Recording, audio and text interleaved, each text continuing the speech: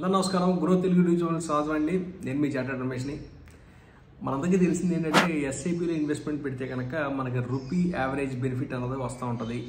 ఎందుకంటే మనం ఇన్వెస్ట్మెంట్ అన్నది మనం నెల నెల కొంత చేసుకుంటూ వెళ్తాం కాబట్టి ఈ మ్యూచువల్ ఫండ్స్లో ఎక్విటీ మార్కెట్లో ఎస్పెషల్గా పెడుతున్నప్పుడు మనకి రూపీ యావరేజ్ బెనిఫిట్ అన్నది ఎక్కువగా వస్తుంటుంది. సో అలాగే దాంతోపాటు మనకు అసలు ఎస్ఐపిలో ఇన్వెస్ట్మెంట్ పెట్టే అడ్వాంటేజ్ ఏంటంటే తక్కువ మొత్తాల్లోనూ పెట్టుకోవచ్చు, మనకు ఫ్లెక్సిబిలిటీ ఉంటుంది. అలాగే ఎంతకాలం పెట్టుకోవాలి, లేకపోతే ఎప్పుడైనా ఆపేయాలనుకుంటే ఆపేయడానికి ఉంటుందా, ఇలా రకరకాల రీజన్స్ మనకి ఎస్ఐపి ద్వారా ఫెసిలిటేట్ అవుతున్నాయి.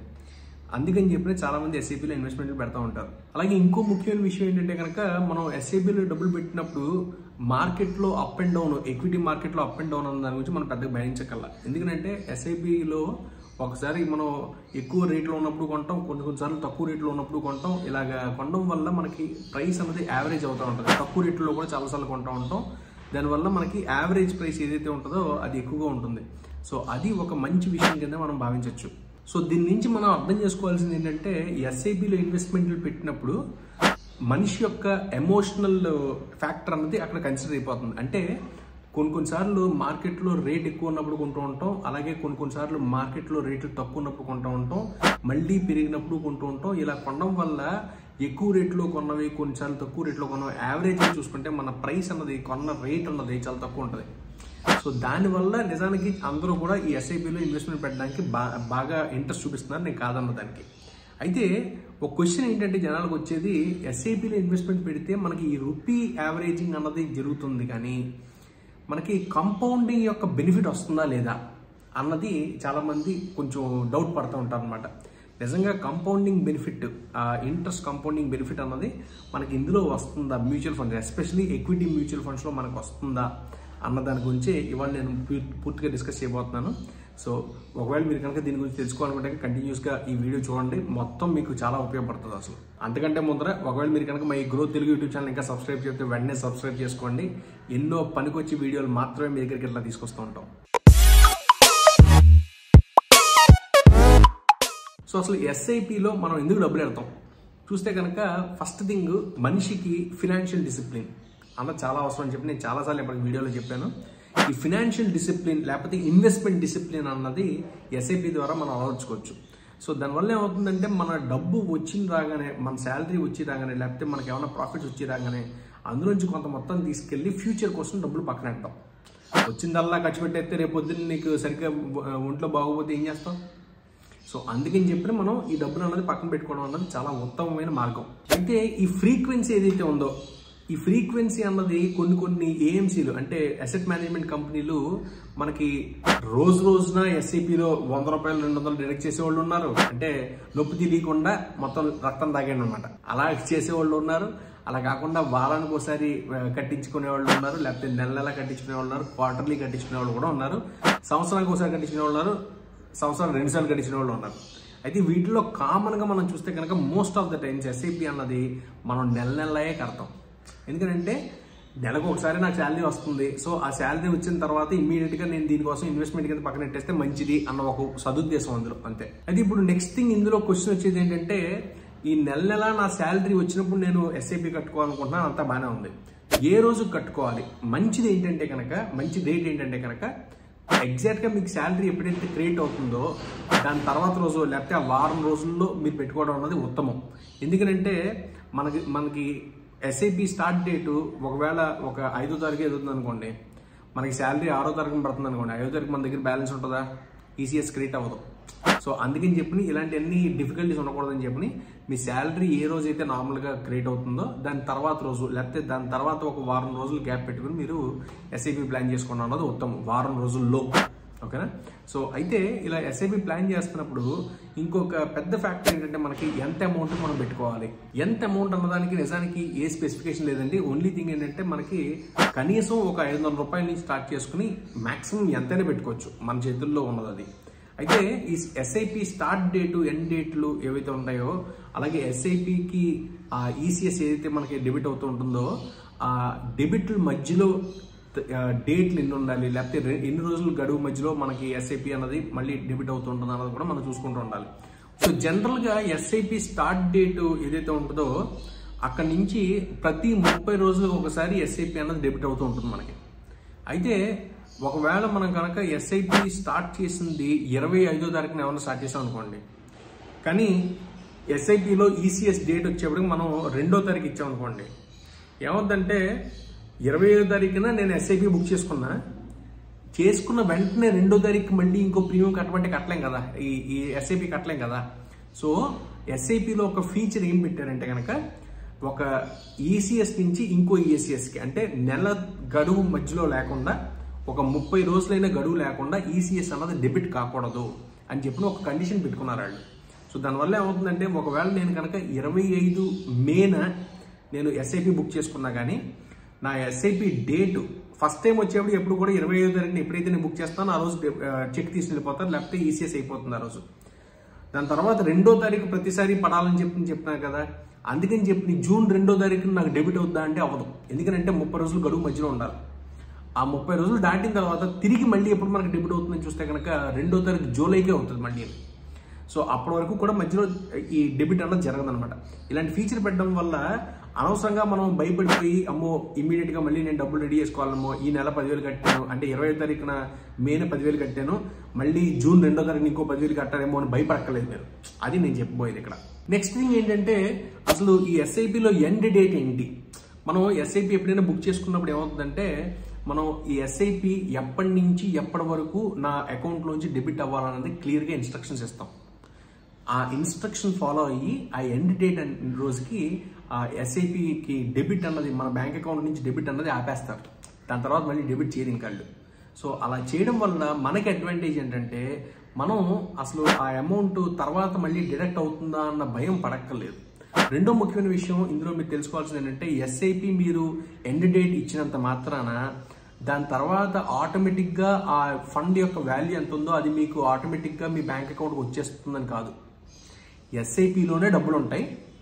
మీరు ఒకవేళ కనుక విత్డ్రా చేసుకోవాలనుకుంటే దానికి సెపరేట్గా మీరు ఫామ్ సబ్మిట్ చేసుకోవాలి.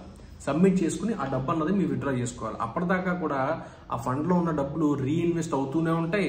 వాటి మీద మీకు ఎంతో కొంత ఇంట్రెస్ట్ అన్నది ఎర్న్ అవుతూనే ఉంటుంది, సంపాదిస్తూనే ఉంటారు మీరు. సో ఇప్పుడు నెక్స్ట్ క్వశ్చన్ ఇచ్చేది ఏంటంటే అసలు ఎస్ఐపి నాకు కాంపౌండ్ ఇంట్రెస్ట్ ఇస్తుందా లేదా. అసలు మామూలుగా కాంపౌండ్ ఇంట్రెస్ట్ ఏంటంటే ఇంట్రెస్ట్ మీద ఇంట్రెస్ట్. మనం తెలుగులో చెప్పుకోవాలి కనుక దాన్ని చక్రవడ్డీ అంటాం. వడ్డీ మీద వడ్డీ వేస్తే దాన్ని చక్రవడ్డీ అంటాం. ఆ వడ్డీ మనకి వస్తుందా లేదా ఇక్కడ అన్నది మనం చూసుకుంటూ ఉండాలి. సో ఈ చక్రవడ్డీ వస్తుందా లేదా అని చెక్ చేసుకోవడానికి ముందర మీరు ఎలాంటి మ్యూచువల్ ఫండ్లో డబ్బులు పెడుతున్నారని చూసుకోవాలి. అలాగే ఆ మ్యూచువల్ ఫండ్లో డబ్బులు పెట్టిన తర్వాత ఆ ఇంట్రెస్ట్ ఇన్కమ్ ఏదైతే మీకు ఇంట్రెస్ట్ ఇన్కమ్ వస్తుందో దాన్ని రీఇన్వెస్ట్మెంట్ చేస్తున్నారా లేదని చెక్ చేసుకోవాలి.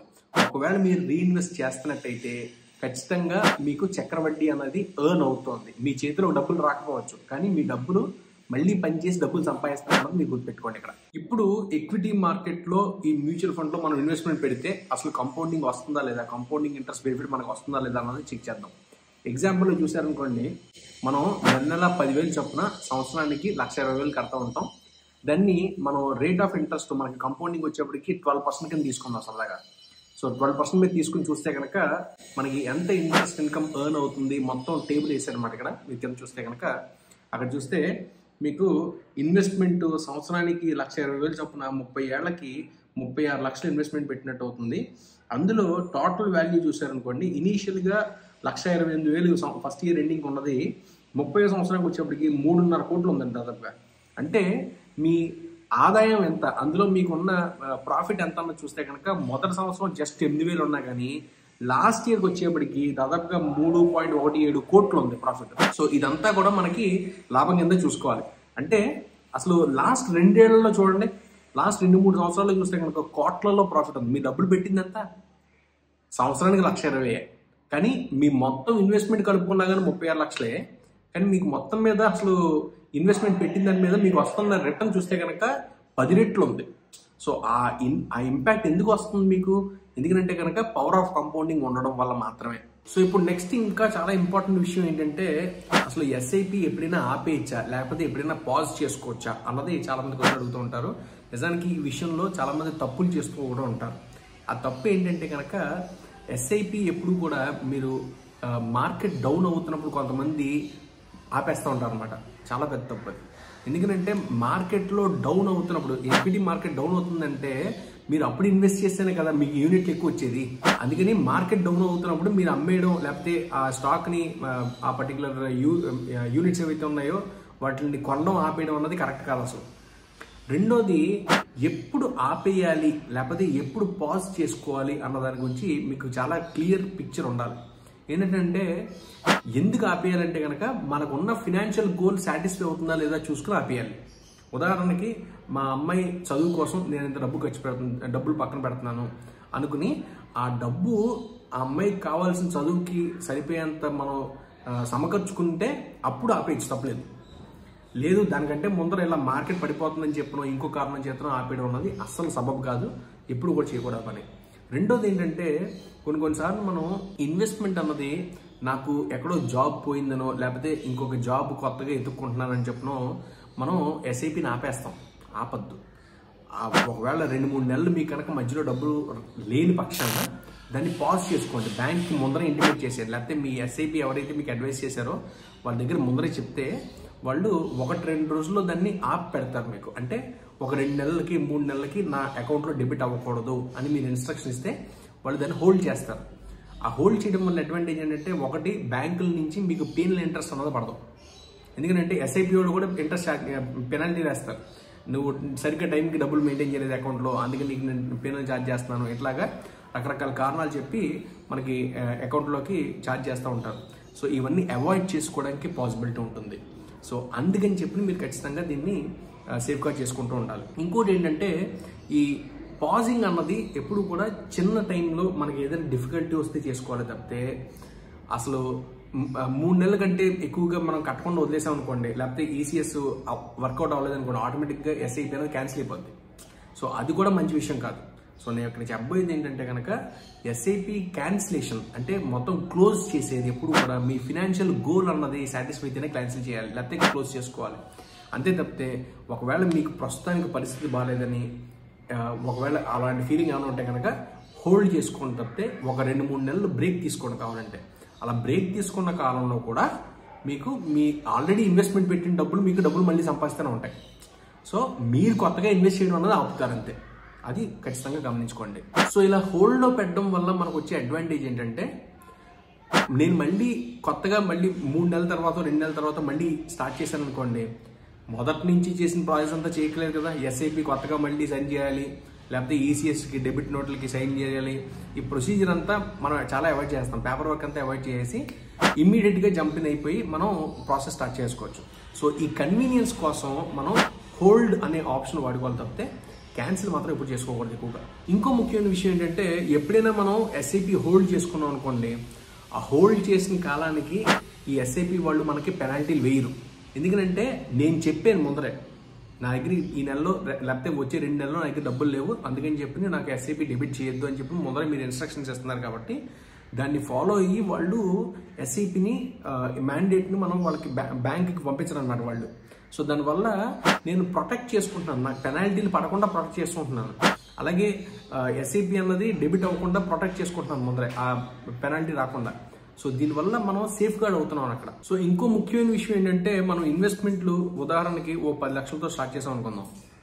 ఈ నెల కట్టేశాను, కానీ వచ్చే 2 నెలలు నేను కట్టలేకపోయాను. నా ఫండ్ బ్యాలెన్స్ ఇప్పుడు ప్రస్తుతానికి 10 లక్షలు ఉంది. 10 లక్షలు ఉన్నది నేను నెక్స్ట్ 2 నెలలు కట్టలేదు అనుకోండి, అవ్వదు కదా, అసలు పేమెంట్ అవ్వదు. సో నా డబ్బులు మళ్ళీ దానికి బెనిఫిట్ వస్తుందా అని అడిగితే కనుక వస్తుంది ఇంకా. ఎందుకంటే ఆల్రెడీ ఉన్న డబ్బులు మళ్ళీ సంపాదించి పెడతానండి నాకు డబ్బులు. అది ఆ బెనిఫిట్ అన్నది ఒక 20,000 అనుకోండి, అంటే మీరు ఆల్రెడీ ఇన్వెస్ట్ చేసిన డబ్బు ఇంకో 20,000 సంపాదించి పెట్టే మీకు. సో ఎట్లా మనం చూసుకోవాలి తప్పితే, ఎప్పుడు కూడా ఆ ఫండ్ అన్నది క్యాన్సిల్ చేయడం, లేకపోతే ఫండ్ అన్నది హోల్డ్ ఇన్స్ట్రక్షన్ ఇవ్వకుండా ఉండడం, ఇవన్నీ కూడా మంచి పద్ధతులు కాదు. ఖచ్చితంగా మీరు ఏం చేయాలంటే కనుక, క్యాన్సిల్ చేయకుండా ఎన్ని నెలలకైతే మన వల్ల చేయడానికి అవ్వదో అన్ని నెలలకి హోల్డ్లో పెట్టుకుని మళ్ళీ స్టార్ట్ చేసుకోవడం, అదే ఎస్ఐపిని కంటిన్యూ చేయడం అన్నది ఉత్తమం కింద నేను భావిస్తాను. సో ఇక్కడ నేను చెప్పే కంక్లూజన్ ఏంటంటే, ఒకవేళ మీరు కనుక ఎప్పుడైనా ఎస్ఐపిని హోల్డ్ చేస్తే ఏ అసెట్ మెయింటెనెన్స్ కంపెనీ కూడా, ఏ ఏఎంసీ కూడా మీ ఎస్ఐపిని క్యాన్సిల్ చేయదు. మీ డబ్బులు వాళ్ళ దగ్గరే ఉంటాయి, అవి ఇన్వెస్ట్మెంట్లు అలాగే ఉంటాయి, వాటిని మళ్ళీ రీఇన్వెస్ట్మెంట్లు పెడుతూనే ఉంటారు వాళ్ళు, వాటి మీద మీకు డబ్బులు అన్నది వస్తూనే ఉంటాయి. సో ఖచ్చితంగా దాన్ని క్యాన్సిల్ అయితే ఎప్పుడు చేయొద్దండి. ఒట్టి హోల్డ్లో పెట్టుకోవడం వల్ల మీరు ప్రస్తుతానికి డబ్బులు కట్టకుండా దాన్ని అలా ఉంచుకుంటారు కాబట్టి అవి మీకు మళ్ళీ డబ్బులు సంపాదించి పెడుతూనే ఉంటాయి. ఇదే మీరు ముఖ్యంగా గమనించుకోవాల్సింది ఇక్కడ. సో ఇదండి దీని గురించి మొత్తం అసలు పూర్తి విశ్లేషణ. అసలు ఎస్ఐపిలో మనం హోల్డ్ చేసుకుంటే ఏమవుతుంది, లేకపోతే compounding benefit, mutual funds especially equity mutual ఫండ్స్లో కంపౌండింగ్ బెనిఫిట్ ఉందా, ఇవన్నిటి గురించి పూర్తి విశ్లేషణ. ఖచ్చితంగా మీకు నచ్చింది అనుకుంటున్నాను. ఇంకో మంచి వీడియోతో మళ్ళీ ముందుకు వస్తాను. అందరూ ఉంటాను. నమస్కారం.